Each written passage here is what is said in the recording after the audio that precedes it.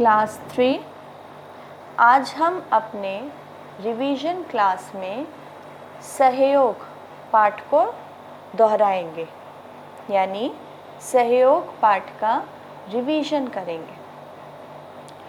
बच्चों, हम लोग ने सहयोग कहानी जो पढ़ी थी, उस कहानी को पढ़ के हम लोग ने सीखा था कि हमें हमेशा दूसरों की मदद करनी चाहिए। सहयोग का अर्थ होता है मदद करना या किसी की हेल्प करना। हमें हमेशा दूसरों की मदद करने के लिए तैयार रहना चाहिए और जितना हो सके, अगर हम ये समझ रहे हैं, ये देख रहे हैं कि किसी दूसरे व्यक्ति को या सामने वाले व्यक्ति को, चाहे वो हमारा मित्र हो या हमारे घर में कोई हो, उसको हमारे सहयोग की ज़रूरत है या हमारी मदद की ज़रूरत है, तो हमें हमेशा जितना हो सके, जितना हम कर सकते हैं, उतना उसकी मदद करने को तैयार रहना चाहिए। हमारे पाठ में ही सबसे प्रथम लाइन यही लिखी है कि हमारा जीवन तभी सुखी और खुशहाल बनता है जब हम एक दूसरे की मदद करते हैं। ठीक है, तो इस कहानी को एक बार दोहरा लेते हैं कि इस कहानी में क्या हुआ था, कौन कौन था, किसने किसकी मदद कैसे की थी और मदद करने से या मदद करने का उसे क्या परिणाम मिला। ठीक है, देखो, हमेशा इस बात को ध्यान में रखिए कि अगर हम किसी के साथ अच्छा करते हैं तो चाहे वो चीज़ कोई देखे या ना देखे, किसी को पता चले या ना पता चले, हमें उसका फल ज़रूर मिलता है, क्योंकि हमें पता है कि ईश्वर सब कुछ देखते हैं। और इसी के विपरीत अगर हम किसी के साथ कुछ बुरा करते हैं, वो भले हमें ऐसा लगे कि ये बात तो किसी को नहीं पता चली, लेकिन ईश्वर को सब कुछ पता चलता है। तो अगर हम बुरा करेंगे तो उसका फल बुरा ही होगा, और अगर हम अच्छा करेंगे तो फल अवश्य ही हमें अच्छा मिलेगा। तो अब ये आपके ऊपर निर्भर करता है कि आपको कैसा फल चाहिए। अगर आप आम खा रहे हो तो आप कैसा आम खाना चाहोगे, मीठा आम कि खट्टा आम? तो बस उसी प्रकार से अगर आप अच्छा फल चाहते हो तो हमेशा अच्छे कर्म करिए। कभी कभी गलती से, भूल से हमसे गलती हो जाती है, कुछ बुरा या गलत हो जाता है, लेकिन ऐसा अगर हो गया है तो जब भी आपको ये पता चले, महसूस हो कि हमने गलत कर दिया, हमने बुरा किया, तो जिसके साथ आपने ऐसा किया है उससे जा कर के माफ़ी ज़रूर मांगिए या उसको ऐसा ज़रूर बताइए कि हमसे भूल से ऐसा हो गया। ठीक है, अब अपना कहानी को शुरू करते हैं। तो बच्चों, ये कहानी एक मिट्टी के ढेले और पीपल के पेड़ के पत्ते के बीच की है। ठीक है, यानी इस कहानी में दो पात्र थे, एक मिट्टी का ढेला था और एक पीपल का टूटा हुआ पत्ता। तो क्या हुआ था एक बार देख लेते हैं। एक बार ज़ोर से आंधी चल रही थी, चारों ओर हवा में धूल घुली हुई थी। तेज़ हवा के कारण पीपल का एक पत्ता टूटकर दूर जा गिरा। ठीक है, पता है जब खूब हवा चलती है तो पत्ते गिर जाते हैं, पेड़ भी गिर जाते हैं। तो यहाँ पे पीपल का एक पत्ता टूट करके दूर जा कर के, हवा में उड़ करके कहीं दूर जा कर के गिरा। ठीक है, तभी मिट्टी का एक ढेला भी उसके पास आकर गिरा और कुछ समय के बाद आंधी रुक गई। ठीक है, उसके बाद क्या था कि जब आंधी रुक गई तो पत्ते ने और मिट्टी के ढेले ने चैन की सांस ली। बताओ, उनको लगा कि चलो अब सब ठीक हो गया। कुछ देर बाद फिर से तूफानी हवा चलने लगी और पीपल का पत्ता मुसीबत में पड़ गया। क्यों मुसीबत में पड़ गया? क्योंकि जब हवा चलती है तो क्या होता है, पत्ते सारे उड़ने लगते हैं। तो इसीलिए हवा के चलने से, तूफानी हवा के चलने से पीपल के पत्ते पर मुसीबत आ गई और उसने मिट्टी के ढेले से कहा कि अच्छा मित्र, अब मैं चलता हूँ, अलविदा, क्योंकि ये जो इतनी तेज़ हवा चल रही है ये मुझे कहीं दूर ले जाएगी। ठीक है, फिर आगे क्या हुआ था? तो मिट्टी के ढेले ने फिर उत्तर दिया कि मैं तुम्हारी सहायता करूँगा, तुम्हें कहीं नहीं जाने दूँगा। ठीक है, तो जब पत्ते ने बोला कि उदास हो गया और उसने बोला कि अच्छा अलविदा, मैं जा रहा हूँ, क्योंकि ये जो इतनी तेज़ हवा चल रही है ये मुझे तुमसे कहीं दूर ले जाएगी। लेकिन मिट्टी के ढेले ने कहा कि नहीं, मैं तुम्हारी सहायता करूँगा, तुम्हें कहीं जाने नहीं दूँगा। और मिट्टी के ढेले ने उसकी सहायता कैसे की थी? मिट्टी के ढेले पत्ते के ऊपर बैठ गया था। देखो यहाँ लिखा है कि मैं तुम्हारे ऊपर बैठकर तुम्हें आंधी में उड़ने से बचा लूँगा। मतलब मिट्टी का ढेला जो था वो पत्ते के ऊपर बैठ गया। तो अब क्या हुआ? जब हवा चल रही थी तो हवा में पत्ता उड़ करके कहीं नहीं गया। तो इस तरीके से मिट्टी के ढेले ने पीपल के पत्ते की सहायता की। ठीक है, अब उसके बाद क्या हुआ? थोड़ी देर बाद क्या हुआ था? हवा बंद हो गई थी और खूब तेज़ बारिश होने लगी थी। अब बारिश होने से पीपल के पत्ते की तो मुसीबत ख़त्म हो गई क्योंकि हवा बंद हो गई। लेकिन अब मुसीबत किसके ऊपर आ गई? अब मुसीबत मिट्टी के ढेले पर आ गई। क्यों आ गई? क्योंकि बारिश होने से या पानी होने से जो मिट्टी है वो क्या होगी? पानी में मिल जाएगी, यानी पानी में घुल करके बह जाएगी, है ना। अगर पानी कहीं होगा उसमें मिट्टी डालेंगे तो क्या होगा? वो तो पानी में एकदम घुल जाएगी। तो वही हुआ कि बारिश होने से खतरा मिट्टी के ढेले को होने लगा, क्योंकि वर्षा का पानी उसे गलाकर मिट्टी में मिला देगा। अब पत्ते ने बोला कि तुम दोस्त, अब तुम मत घबराओ, अब मैं तुम्हारी सहायता करूँगा। और पत्ते ने मिट्टी के ढेले की सहायता कैसे की थी बच्चों? पत्ते ने मिट्टी के ढेले को ढक लिया था। उसको ढकने से, जैसा आप चित्र में भी देख सकते हो कि मिट्टी के ढेले को पत्ते ने ढक लिया था और उसे मिट्टी में मिलने से बचा लिया था। इस प्रकार क्या हुआ कि जब पहले पत्ते के ऊपर मुसीबत आई तो मिट्टी के ढेले ने उसकी सहायता की, और फिर जब मिट्टी के ऊपर मुसीबत आई तब पत्ते ने उसकी सहायता की, और दोनों ने एक दूसरे की सहायता करते हुए एक दूसरे को बचा लिया। इसी प्रकार हमें भी हमेशा दूसरों की सहायता करनी चाहिए, क्योंकि हमें भी कभी ना कभी किसी न किसी की ज़रूरत पड़ती ही है। ऐसा कोई भी इंसान नहीं है दुनिया में जो अकेले सारा काम कर सकता है। ऐसा कोई भी नहीं है जो अकेले किसी की सहायता के बिना सब कुछ कर सकता है। तो जब हम किसी की सहायता करेंगे तभी तो कोई हमारी सहायता करेगा। अगर हम किसी की मदद नहीं करेंगे तो क्या कभी कोई हमारी मदद करेगा? तो पृथ्वी का सुंदर रूप सहयोग से ही बना रह सकता है। प्रकृति तथा जीव एक दूसरे का सहयोग करते रहते हैं। हर इंसान एक दूसरे का सहयोग करता रहता है। कभी किसी रूप में हम किसी की मदद करते हैं, कभी किसी दूसरे रूप में करते हैं। ठीक है बच्चों, तो यही था हमारा सहयोग पाठ। अब आ जाते हैं इसके अभ्यास पर। हम लोग इसको दीर्घ उत्तरीय प्रश्न के साथ शुरू करेंगे अभ्यास को। प्रश्न 1, ध्यान से सुनिएगा। आपने कभी किसी को सहयोग देकर उसकी रक्षा की हो, अथवा किसी ने आपका सहयोग किया हो, ऐसी किसी घटना के बारे में लिखिए।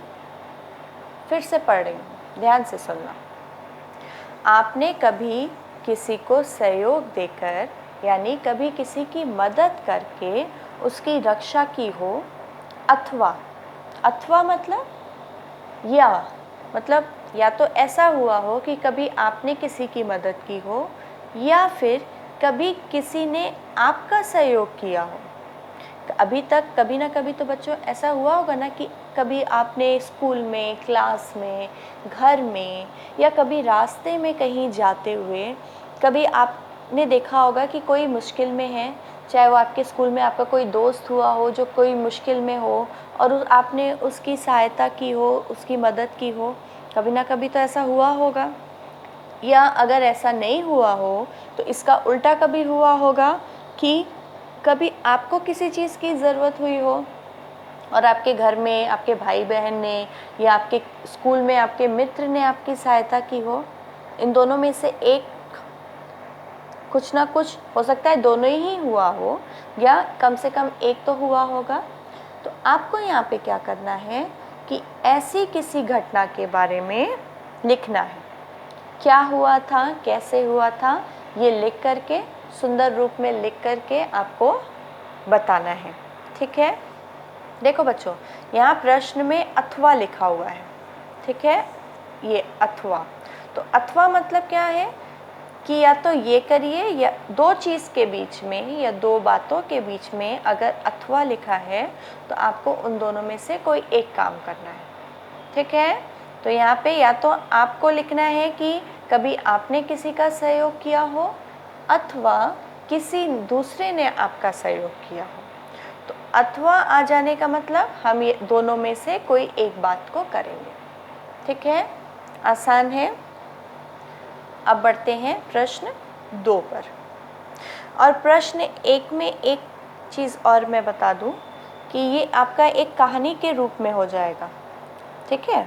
जब आप अपने इस सहयोग के बारे में लिखोगे तो आप एक घटना या एक कहानी के रूप में आप इसको लिखेंगे, जैसा आपकी बुक में भी कहानियाँ दी जाती हैं। आप क्या करेंगे, ये लिखने के बाद इसका एक नाम लिखेंगे। ठीक है।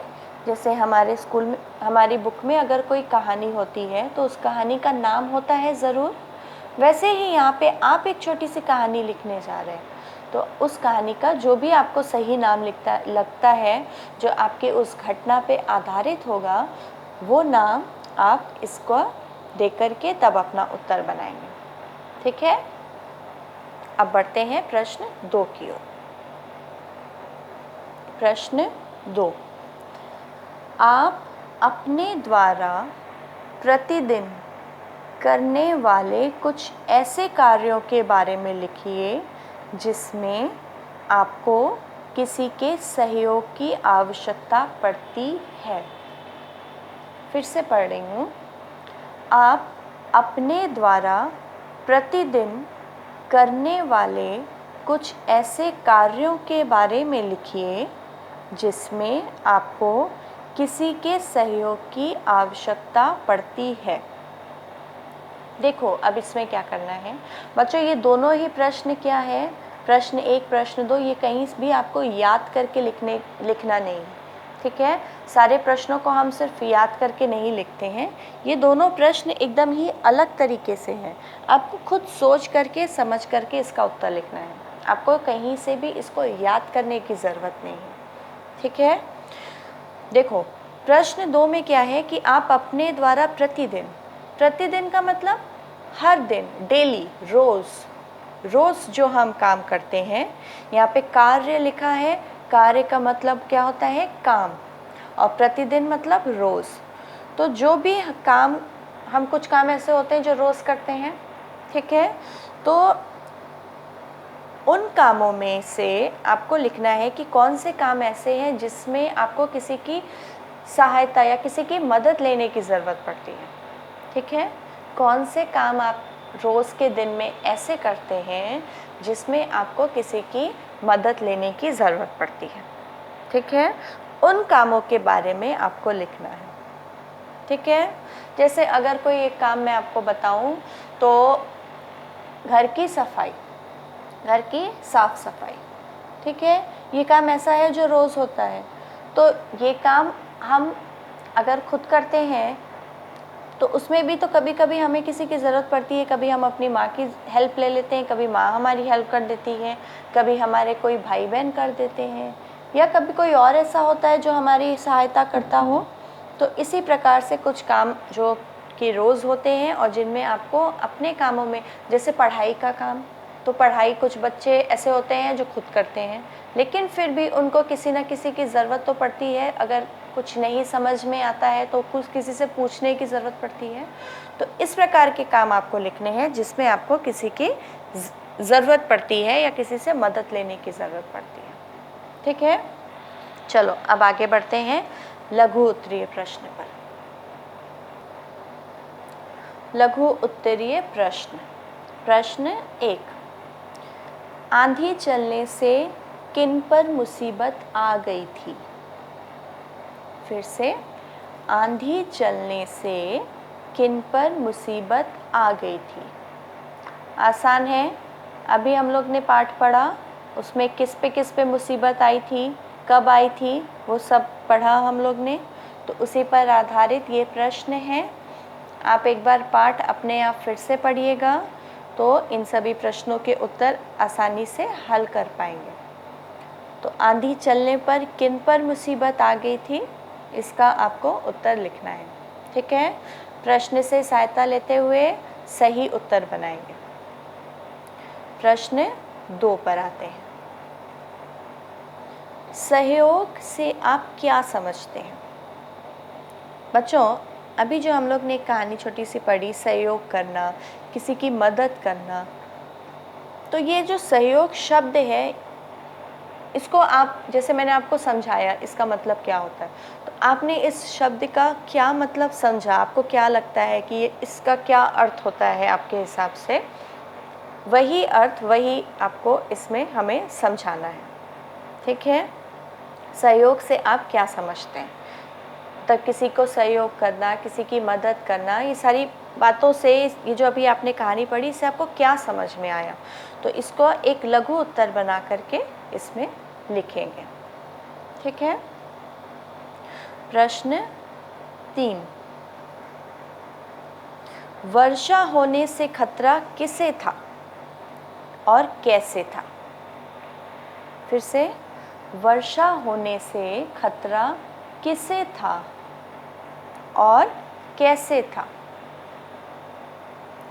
आसान है बच्चों इसका उत्तर।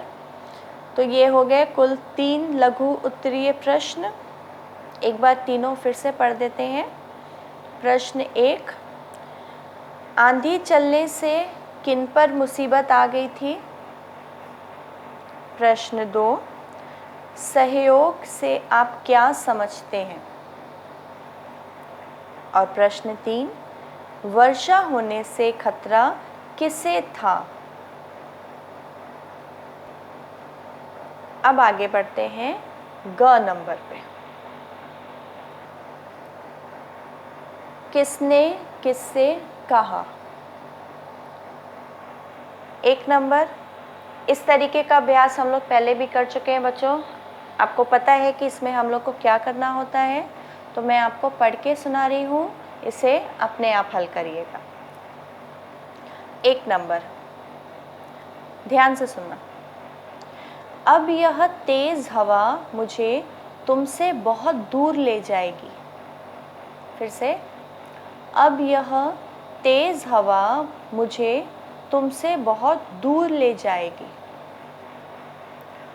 2 नंबर, बच्चों इसमें आपको लिखना है कि ये बात किसने किससे कही थी। ठीक है, 2 नंबर, मैं तुम्हारी सहायता करूँगा, तुम्हें कहीं नहीं जाने दूँगा। फिर से, मैं तुम्हारी सहायता करूँगा, तुम्हें कहीं नहीं जाने दूँगा। 3 नंबर, नहीं मित्र, मेरे रहते ऐसा नहीं होगा। फिर से, नहीं मित्र, मेरे रहते ऐसा नहीं होगा। 4 नंबर, अच्छा दोस्त, अब मेरे विदा होने का समय आ गया है। फिर से, अच्छा दोस्त, अब मेरे विदा होने का समय आ गया है। तो बच्चों यहाँ कुल 4 बात लिखी है, आपको बताना है कि ये किसने किससे कही थी। ठीक है, आगे बढ़ते हैं। घ नंबर, सही अर्थ को रेखांकित करिए। सही अर्थ को रेखांकित करिए। ध्यान से सुनना बच्चों, जो सही है उसको रेखांकित करना। 1 नंबर, आंधी। आंधी अर्थ बाद में तेज हवा का चलना। बाद में या तेज हवा का चलना। 2 नंबर, मुसीबत। मुसीबत अर्थ खतरा या ताकत। खतरा या ताकत। 3 नंबर, अलविदा। अलविदा अर्थ धन्यवाद या आखिरी प्रणाम। धन्यवाद या आखिरी प्रणाम। 4 नंबर, सहयोग। 4 नंबर, सहयोग अर्थ मदद या मित्र। मदद या मित्र। 5 नंबर, तुरंत। तुरंत अर्थ खतरा या जल्दी से। खतरा या जल्दी से। तो बच्चों, ये हो गए हमारे सहयोग पाठ पर आधारित अभ्यास। इनको पूरा हल करिए और इनको हल करने से पहले अपने पाठ को फिर से 1 बार या 2 बार अपने आप पढ़िए। तो इसी के साथ हमारा रिवीजन क्लास यहीं पे पूरा होता है। Good day.